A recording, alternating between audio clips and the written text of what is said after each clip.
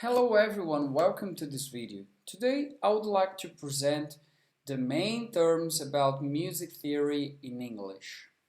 So as you can see here we have many things to explain, so I will try to explain most of these things that I want to describe here. So first of all, let's talk about the clefs. So we have different kinds of clefs. So we have here that we call the treble clef, we have the bass clef, and also we have the alto clef. So for sure, if I use here the treble clef, we have the G note in the second line. If we use the bass clef, we have the F exactly in the fourth line. So I just want to put here the fourth line. And if I want to use for sure the alto clef, it's because I have the C note exactly in the third line. Yeah, so this is about the different kinds of clefs.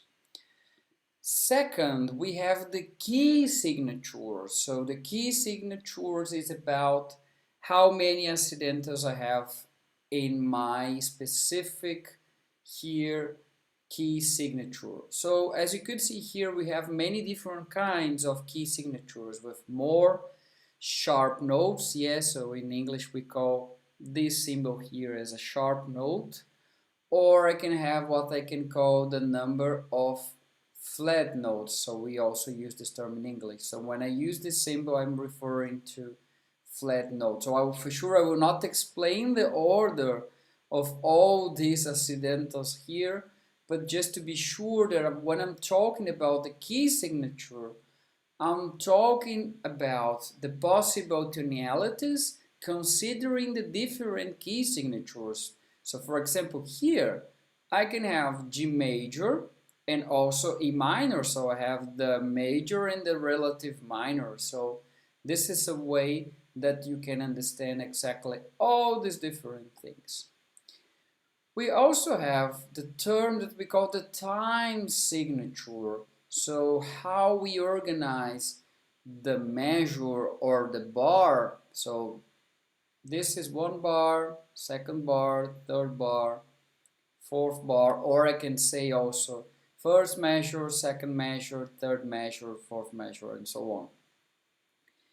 And the time signature is the way that I will structure the different notes inside of each bar. So for instance here, so 2/4, it means that I have two notes of this, because this is what we call the fourth note. So 2/4, I have two fourth notes. Not too hard to understand.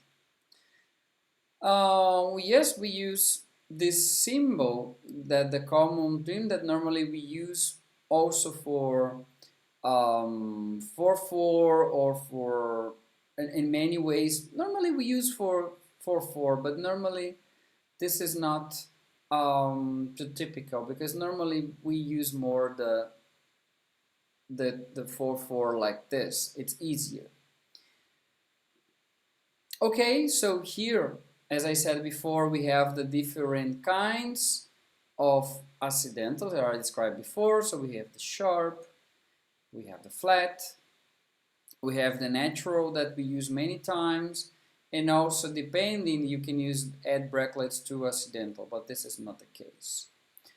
Also, we have in English the different terms for articulation. So we have the fermata both. So when I'm just sustaining the note, for example, we use the accent above. So when you want to apply different accents in your song, for example, here in tenuto above, if you want to apply also this, lorette, tenuto staccato above, for example, marcato above, the trill, and for sure you can have more, but just some basic things about this concept. So afterwards you have the grace note. So the grace notes, when you just play one note really fast before the next note, just creating this feeling of you're adding, like doing something that you perceive that this note is for sure it's something shorter considering the next note. So, but just to have an idea about this. So, and we have different kinds that we have the acachactura, apogiatura, grace quarter, and also the grace 16th. So you have different ways to use all these grace notes for sure, considering the way that you want to apply this. But again, I'm not explaining all the things in details. I'm just explaining in general terms that you can understand the different terms. Okay, so here are the possible lines that you can apply when you are creating different articulations like crescendo, diminuendo, diminuendo line, so prima volta, seconda volta. So just giving you some examples. Also, we have different kinds of bare lines, so we have the right and left repeat and so on. You have different kinds of lines that will guide you in terms of what are the things that you repeat or not. Okay, in terms of text, so you can add different elements in your music score, so just highlighting some of the things that you want to listen, like pizzicato if you're playing an instrument with your in the finger style, for example, if you want to play with the arco, changing instrument, and you have many things in terms of text that you can use. Well, in terms of tempo, so the BPM, so how fast or how slow you want to use the different things. Also, you have the different dynamics. So when I'm talking about dynamics, I'm talking about how you are applying the different ways of transforming the volume. So I can play, for example, piano, pianissimo, pianissimo, mezzo piano, mezzo forte, forte, fortissimo, fortissimo, and so on, just to understand. We have the different symbols for repeats and jumps when you want to apply different things, so you can go in more details if you want. So here is just if you want to apply some different things in terms of page break, but this is not related with the music score. So basically these are the things that we normally apply more.